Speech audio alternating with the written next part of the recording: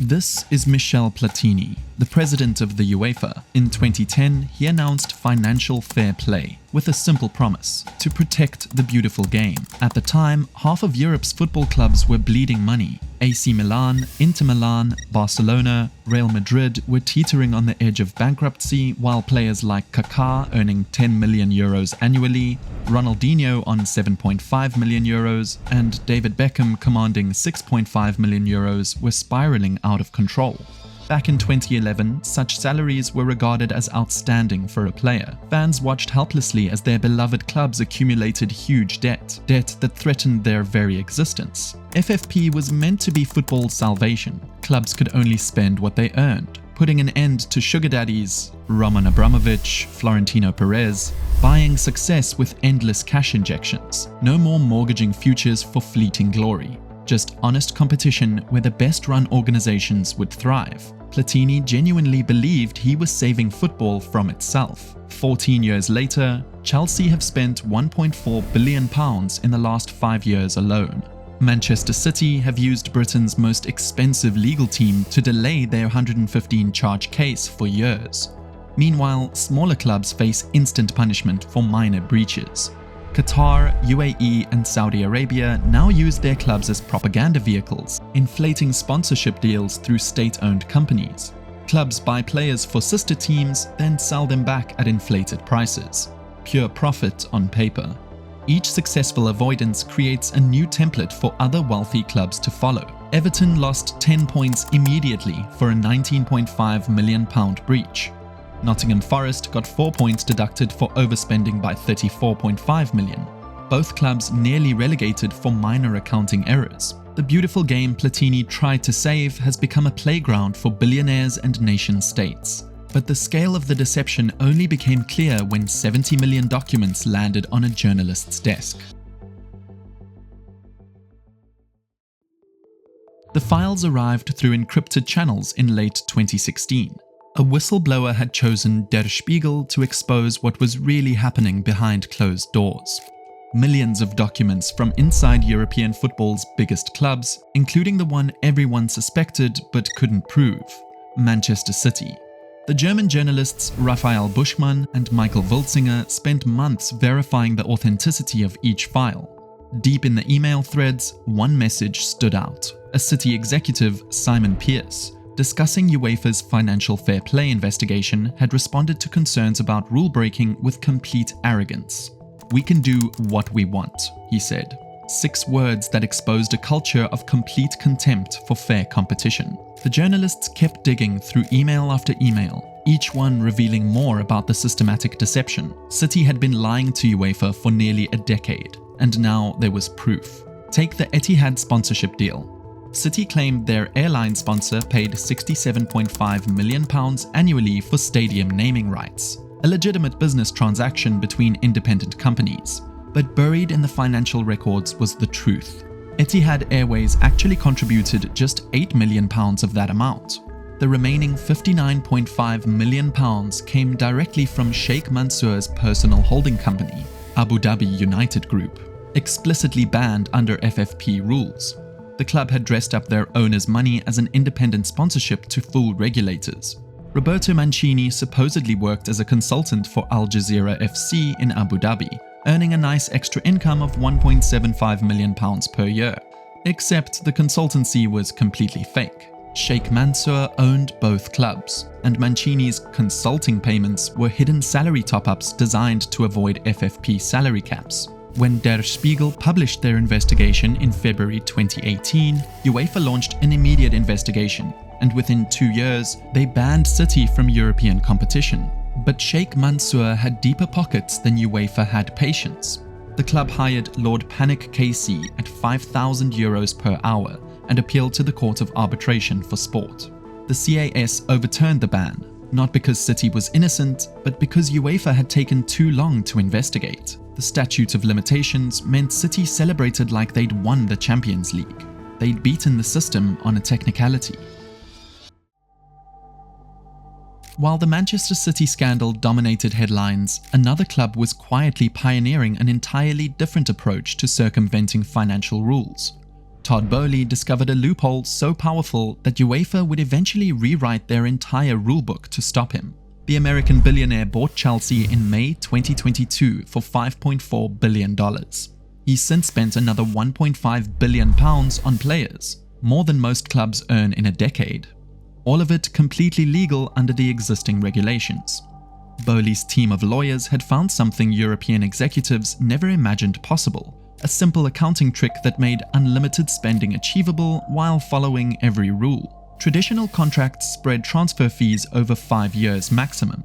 Buy a £100 million player on a 5-year deal, and that costs $20 million annually under financial fair play calculations. Boehly pioneered 8-year contracts instead.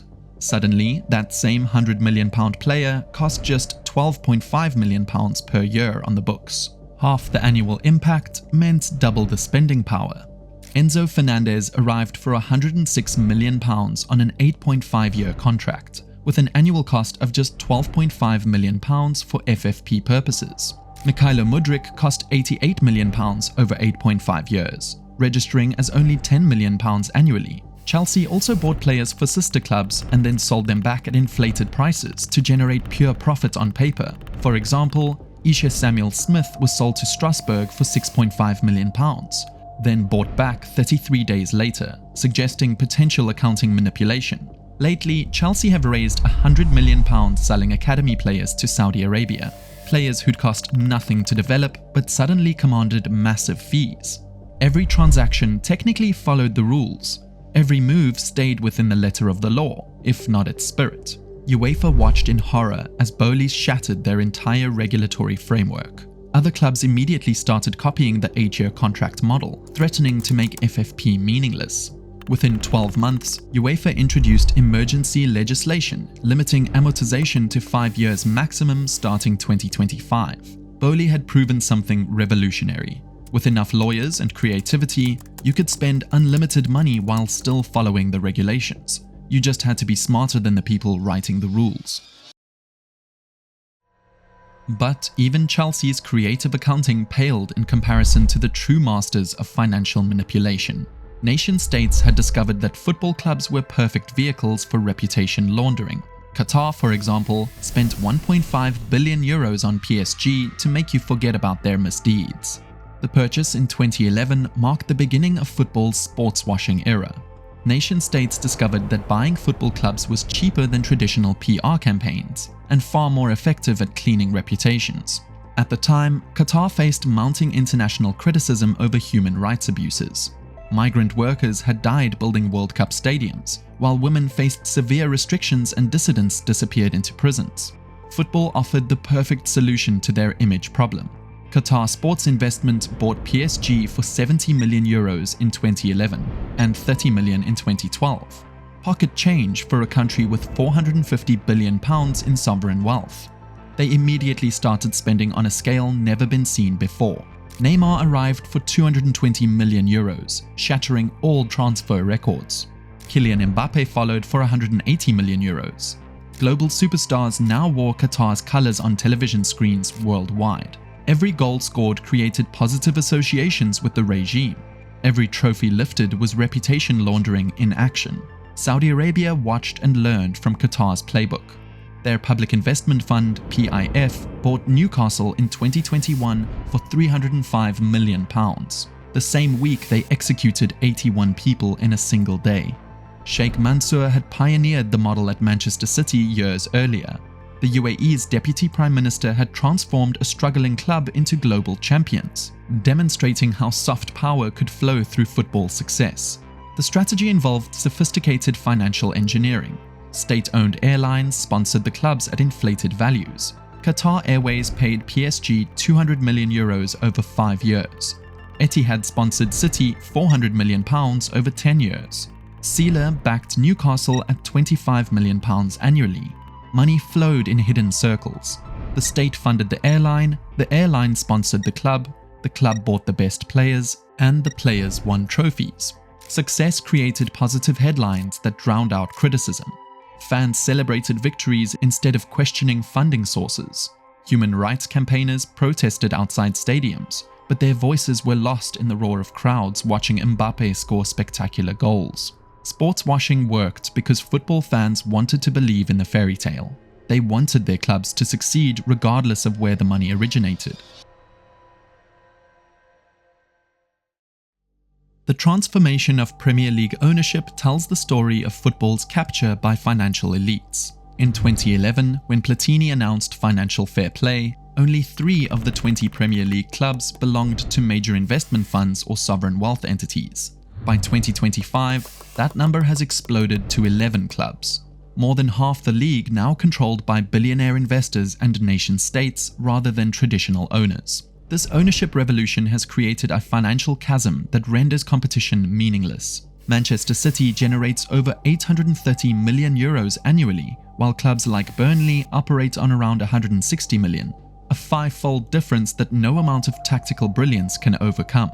The revenue gap between the richest and poorest clubs has become an unbridgeable moat, turning the Premier League into a playground for the super wealthy.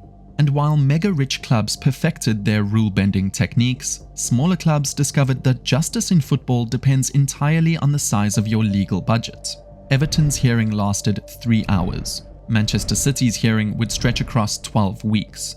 The contrast exposed football's 2-tier justice system perfectly. The speed of punishment inversely proportional to the number of lawyers you could afford. On November 17, 2023, Everton received their verdict within months of being charged. 10 points vanished from their total immediately, later reduced to 6 on appeal, but the damage to their season was already done. Nottingham Forest followed in March 2024, losing 4 points for breaching spending limits by £34.5 million. Swift justice arrived for the working-class club without the resources to fight back. Meanwhile, the Manchester City legal machine operates at full capacity. Lord Panic KC commands £5,000 per hour, leading a team whose budget exceeds some countries' entire legal departments. City's 115 charges were filed in February 2023, but the hearing didn't begin until September 2024. Nearly 2 years of delays, appeals, and procedural challenges bought them time to keep winning trophies. Everton fans watched their team fight relegation with a points handicap weighing them down.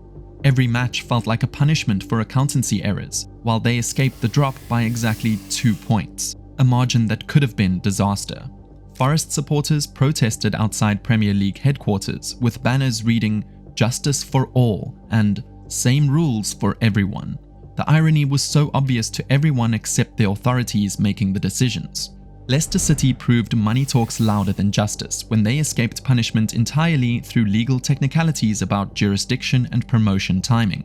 Their lawyers argued the Premier League lacked authority to punish them after relegation, finding procedural loopholes that Everton couldn't afford to discover. The message rings crystal clear across football. Break the rules if you want, just make sure you can afford the legal fees afterward. Small clubs face immediate sanctions, while rich clubs buy time through expensive appeals.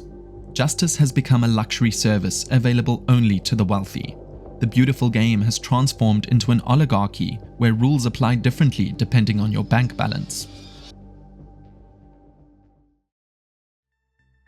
Manchester City's verdict will apparently arrive sometime in late 2025, but has competitive football already died? The gap between rich and poor clubs has become unbridgeable.